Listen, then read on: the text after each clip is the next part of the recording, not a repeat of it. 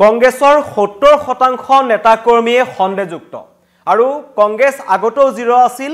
এতিয়াও জিৰ' হৈ আছে আৰু আপোনালোকে চেষ্টা কৰিলেও কংগ্ৰেছক নাম্বাৰ 1 বনাব নোৱাৰে। পুনৰবাৰ মুখ্যমন্ত্ৰী ডক্টৰ হিমন্ত বিশ্ব শৰ্মাই কংগ্ৰেছক কঠোৰ সমালোচনা কৰিছে, কিন্তু তাৰ মাজতে এটা বাক্য তেওঁ যেটো কথা ক'লে যে কংগ্ৰেছৰ ৭০% নেতাকৰ্মীক সন্দেহযুক্ত নাগৰিক আখ্যা দিছে মুখ্যমন্ত্ৰী ডক্টৰ হিমন্ত বিশ্ব শৰ্মাই। আৰু তেওঁ লগতে আৰু এটা কথা কৈছে যে কংগ্ৰেছৰ মিটিংসমূহলৈ কংগ্ৰেছে যিবোৰ জনসভা কৰি আছে 2026ৰ নিৰ্বাচনক লৈ হওক বা বিটিচিৰ নিৰ্বাচনক লৈ পেলাই হওক, তাত যিমান সংখ্যক লোক গৈছে সকলো সন্দেহযুক্ত নাগৰিক, বেছি সংখ্যকেই সন্দেহযুক্ত নাগৰিক আৰু কংগ্ৰেছ দলটো সন্দেহযুক্ত নাগৰিকৰে এটা দল বুলি মন্তব্য কৰিছে মুখ্যমন্ত্ৰী ডক্টৰ হিমন্ত বিশ্ব শৰ্মাই।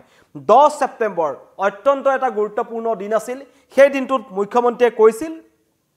যে গৌৰৱ গগৈ পাকিস্তান লিংক সন্দৰ্ভত যি তথ্য লাগে, যেনেকুৱা প্ৰমাণ লাগে, সকলো প্ৰমাণ আমাৰ হাতত আছে, আমি আপোনালোকৰ হাতলৈ সকলো উলিয়াই দিম আৰু 10 ছেপ্টেম্বৰলৈকে আপোনালোকে অপেক্ষা কৰক। মে মাহৰ পৰা মানুহে 10 ছেপ্টেম্বৰলৈকে অপেক্ষা কৰিলে আৰু 10 ছেপ্টেম্বৰৰ সন্ধিয়া 6টা বজাত ৰজি কলিতা সহ যিটো SIT গঠন কৰি দিয়া হৈছিল, যি দলটো কেইবাবাৰো দিল্লীলৈ গৈছিল, গৌৰৱ গগৈৰ পত্নীক সোধা পোছা কৰিছিল, পাঞ্জাবলৈ গৈছিল, কোনটো NGOৰ পৰা কিমান টকা ফাণ্ডিং হৈছিল সকলো তেওঁলোকে তদন্ত কৰিলে। তদন্ত কৰাৰ পিছত তেওঁলোকে 96 পৃষ্ঠাৰ এখন প্ৰতিবেদন মুখ্যমন্ত্ৰীৰ হাতত দাখিল কৰিলে আৰু তাত বহুত বেছি কোনো ধৰণৰ এনেকুৱা ধৰণৰ তথ্য পোৱা নগ'ল যে গৌৰৱ গগৈ পাকিস্তান লিংক আছে। তাৰ পাছতে কিন্তু মুখ্যমন্ত্ৰীয়ে পুনৰবাৰ আজি অতি তাৎপৰ্যপূৰ্ণ মন্তব্য এটা কৰিছে যে SITৰ প্ৰতিবেদন সন্দৰ্ভত তেওঁ কৈছে যে 96 পৃষ্ঠাৰ প্ৰতিবেদনখন এনেই দিয়া নাযায়, তাৰ SIT তথ্যৰ আধাৰত ব্যৱস্থা গ্ৰহণ কৰিবলৈ প্ৰকাশ কৰিছে আৰু কৈছে সেই প্ৰতিবেদনখনত বহু গুৰুত্বপূৰ্ণ কথা আছে, সেইটো আমি পুনৰ পৰৱৰ্তী সময়ত জনাম বুলি মুখ্যমন্ত্ৰীয়ে মন্তব্য কৰিছে। ইয়াক লৈ পেলাই এটা কথা হৈছে, কাৰণ 10 ছেপ্টেম্বৰ দিয়া SIT প্ৰতিবেদনক লৈ মুখ্যমন্ত্ৰীয়ে যি মন্তব্য কৰিছে তেওঁ কৈছে BTC নিৰ্বাচনৰ পাছত কেবিনেটত তেওঁ আলোচনা কৰিব, কেবিনেটত আলোচনা কৰাৰ পাছত সকলো তথ্য ৰাজহুৱা কৰিব। সেইকাৰণে 10 ছেপ্টেম্বৰত তেওঁলোকে ৰাজহুৱা নকৰিলে বুলি আপেক্ষাকৈ মুখ্যমন্ত্ৰীয়ে ক'ব বিচাৰিছে। বহুতে মুখ্যমন্ত্ৰীৰ এই স্থিতিক লৈ পেলাই তেওঁ সমালোচনা কৰিছিল যে 10 ছেপ্টেম্বৰত কিয় তেওঁ তথ্য প্ৰমাণ দিব নোৱাৰিলে, কিন্তু মুখ্যমন্ত্ৰীয়ে আজি ৰাজহুৱাকৈ কৈছে যে ইতিমধ্যে সকলো স্পষ্ট হৈছে, আমি কেবিনেট মিটিঙত আলোচনা কৰিম, BTC নিৰ্বাচনৰ পাছত কেবিনেট মিটিং হ'ব, তাৰ পাছত সকলো স্পষ্ট কৰি দিয়া হ'ব। সাংসদ পত্নীৰ ভূমিকা আছে বুলি কৈছে, মানে পুনৰবাৰ গৌৰৱ গগৈৰ পত্নী এলিজাবেথ কৰ্ণৱাল গগৈক তেওঁ টাৰ্গেট কৰিছে আৰু কৈছে বহু গুৰুত্বপূৰ্ণ কথা আছে প্ৰতিবেদনখনত, সাংসদ পত্নীৰ পাকিস্তান লিংক সন্দৰ্ভত কি ভূমিকা আছে সকলো SITত দিয়া হৈছে বুলি কৈছে আৰু SITৰ তথ্য আধাৰত আমি পুনৰ ব্যৱস্থা ল'ম বুলি কৈছে। 10 ছেপ্টেম্বৰত গৌৰৱ গগৈ পাকিস্তান লিংকৰ সকলো মুখা খুলি দিয়াৰ কথা আছিল যদিও বৰ্তমান মুখ্যমন্ত্ৰীয়ে পুনৰ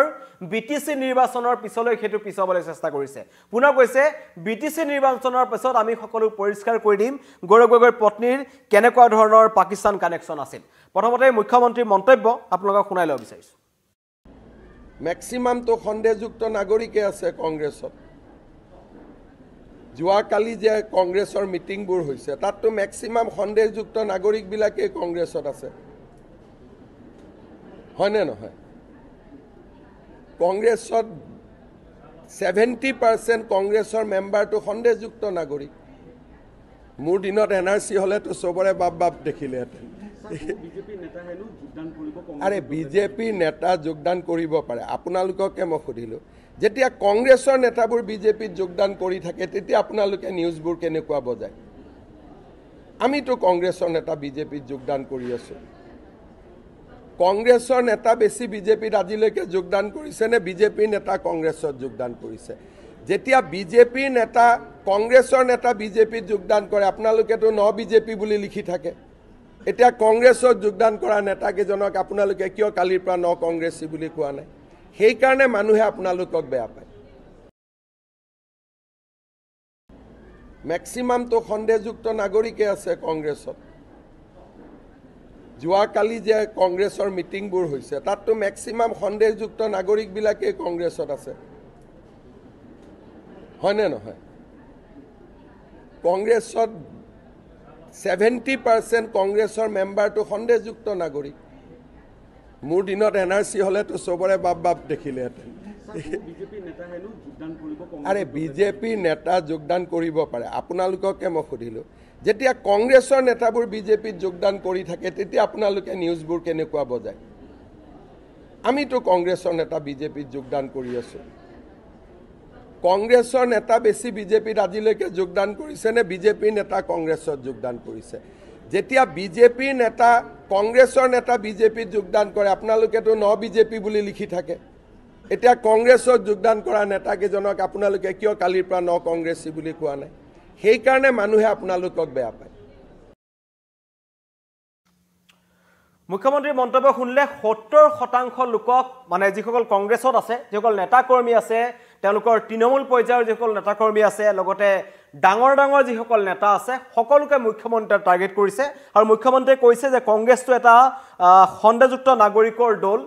কংগ্ৰেছ দলটোত বহু সংখ্যক খণ্ডযুক্ত নাগৰিক আছে লগতে কৈছে মোৰ দিনত যদি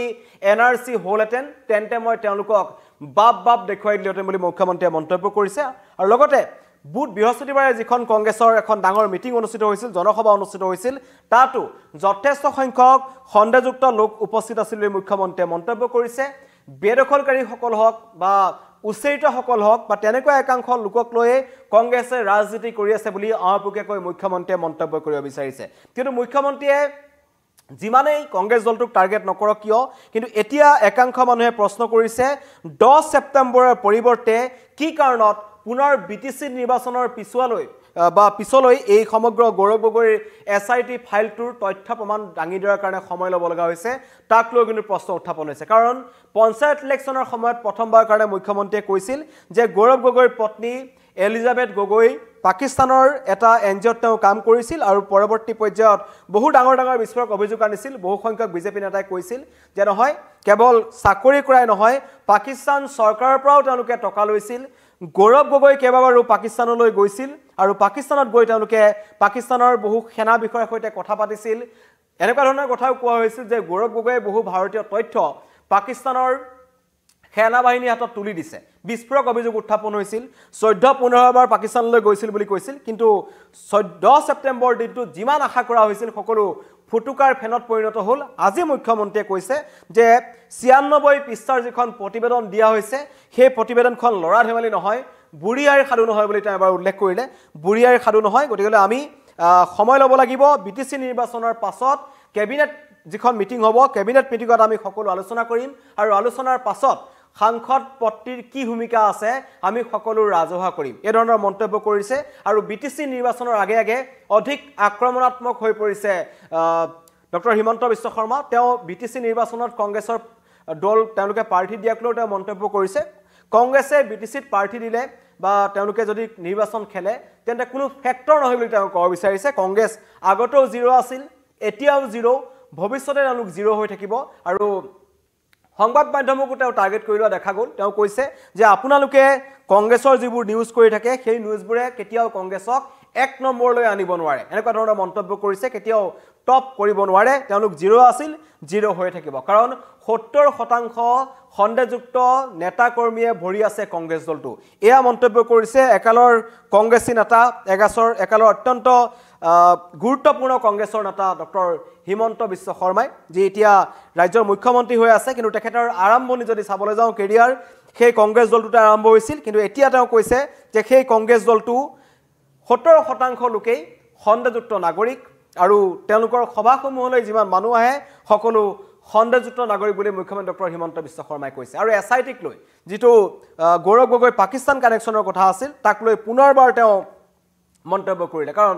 10 ছেপ্টেম্বৰলৈ মানুহ ৰখি আছিল অত্যন্ত আশাৰে ৰখি আছিল বহুতে চাব বিচাৰিছিল সঁচাকৈয়ে হয় নে নহয় কিন্তু যিমানটো আশা কৰা হ'ল সিমান নহ'ল কিন্তু এতিয়া কৈছে যে তাত আছে গৌৰৱ গগৈৰ পত্নীৰ ভূমিকা আছে পাকিস্তান লিংক আছে সকলো